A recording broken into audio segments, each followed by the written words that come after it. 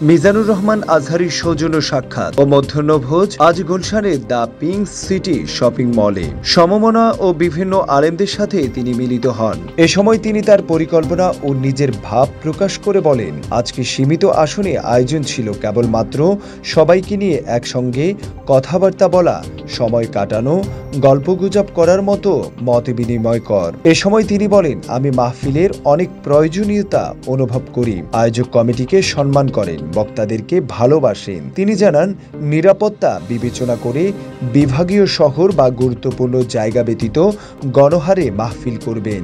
জানা যায়, মাঠের ওয়াজ মাহফিলের সাথেও তিনি বিশ্ববিদ্যালয়, সেনাবাহিনী সহ অন্যান্য বাহিনী বা ডাক্তার, ইঞ্জিনিয়ার এরকম গুরুত্বপূর্ণ ব্যক্তিদের নিয়ে আয়োজিত সেমিনারগুলোতে কথা বলবেন। প্রয়োজনে এই জাতীয় অনুষ্ঠানে নিজের পরিকল্পনার আলোকে আয়োজন করবেন। এ সময় তিনি বলেন, বিশ্বমানের একটি শিক্ষা প্রতিষ্ঠান করতে চাই, যেখান থেকে আধুনিক পৃথিবীর সকল পর্যায়ে ইসলামকে সুন্দর, গ্রহণযোগ্য ও প্রেজেন্টেশনের মাধ্যমে তুলে ধরার মতো স্কলার তৈরি হবে। তার উপলব্ধি হলো, বিশ্বের কোটি কোটি অমুসলিমকে কিভাবে ইসলামের দাওয়াত দিতে হবে সেই পদ্ধতি আমাদের অনেকেরই অজানা। এমন অমুসলিমও আছে যারা জীবনে ইসলামের নাম একবারও শোনেননি। উন্নত বিশ্বের এই মানুষগুলোর কাছে ইসলামের সৌন্দর্য তুলে ধরার মতো মোবাল্লিগ খুবই প্রয়োজন। এ সময় উপস্থিত ছিলেন তামিরুল মিল্লাত কামিল মাদ্রাসার সাবেক আরবি প্রভাষক মাওলানা জাফর আহমদ মজুমদার। এছাড়াও উপস্থিত ছিলেন বাংলাদেশের প্রসিদ্ধ